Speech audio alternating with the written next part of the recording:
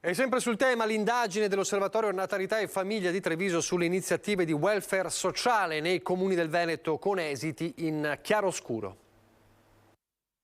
Sicuramente la parte più favorevole è che il 98,3% dei comuni fa politiche attive per la famiglia. Questo è l'aspetto fondamentale, sono pochissimi comuni che non fanno questo. Comincia dal bicchiere mezzo pieno il presidente del comitato scientifico dell'Osservatorio Natalità e Famiglia Eugenio Brentari nell'analizzare l'esito dell'indagine realizzata sul welfare sociale messo in campo dai comuni del Veneto. Sostegni alla famiglia declinati in quasi 650 servizi, ma troppe sono ancora le criticità da superare per essere efficaci contro la grande piaga della denatalità. Noi stiamo vivendo in un periodo in cui stiamo riducendo continuamente la nostra popolazione.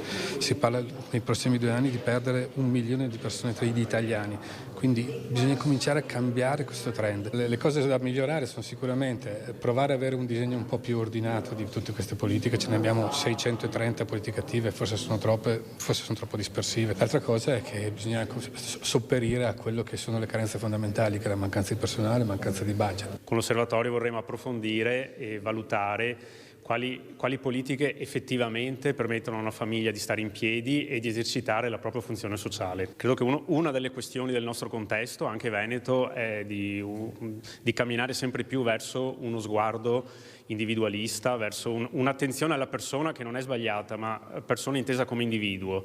Ecco, l'indebolimento delle relazioni familiari, delle relazioni sociali sta aggravando tutto il nostro sistema. 120 i comuni coinvolti nel sondaggio, 78 quelli che hanno risposto. Tra le azioni intraprese spiccano agevolazioni su servizi e tariffe, eventi di formazione, mentre scarseggiano le politiche per la casa. C'è un problema di fondo dove dobbiamo aiutare i nostri amministratori a fare un passo. Riconoscere che la famiglia è un soggetto titolare di diritti e di doveri che le sono propri. Perché ad oggi ci sono tanti interventi che ricadono sulle famiglie, ma come se fossero dei tappeti elastici, qualcosa di sfondo.